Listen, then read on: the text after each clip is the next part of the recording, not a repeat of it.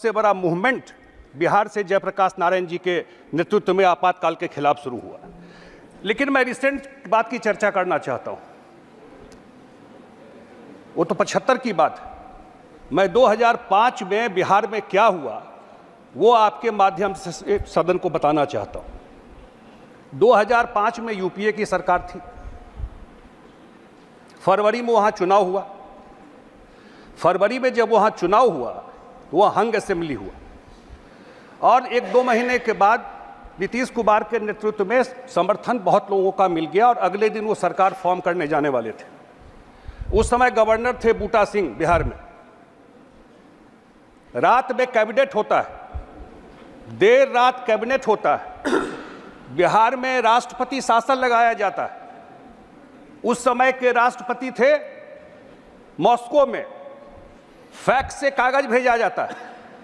Moscow में fax से कागज भेज करके साइन करा करके बिहार में राष्ट्रपति शासन लगाया गया। ये इनका संविधान के प्रति प्रेम है। और मैं 2 बात कोट करना चाहता हूं आपके बीच में उस समय का। तब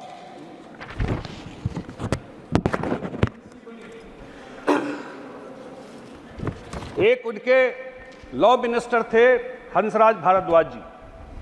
उन्होंने कहा और रिकॉर्ड में बता रहा हूं, former union minister HR Bhardwaj on Thursday revealed that he was under tremendous pressure from the Manmohan Singh government to get a favorable order from the Supreme Court, which was examining the UPA government decision to impose president rule in Bihar in 2005 to prevent the JDU-BJP combined from coming to power. Bharadwaj said he had even met the Chief Justice Y.K. Sabharwal, who headed the Constitution Bench, which dealt with the case, to get a favorable judgment, but could not summon the news to broach the topic. The 5-judge bench has held that imposition of president rule was a misuse of Article 356 and was clearly politically motivated based on a report by the Governor Boota Singh. The former law minister said Justice Sabharwal was a family friend but was a very tough judge.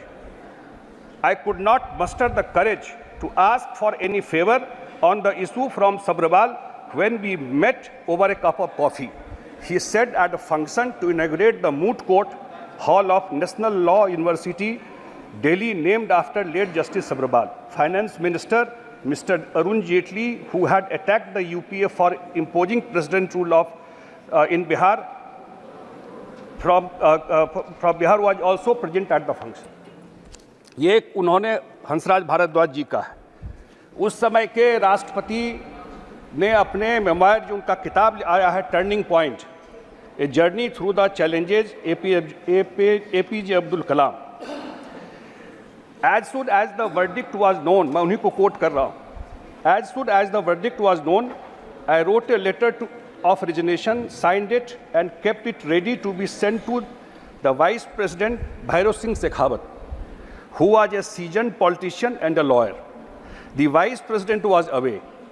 Meanwhile, the PM wanted to see me for some other discussion. We met in my office in the afternoon. After finishing the discussion, I said that I have decided to resign from the post of president and showed him the letter. The Prime Minister was disturbed.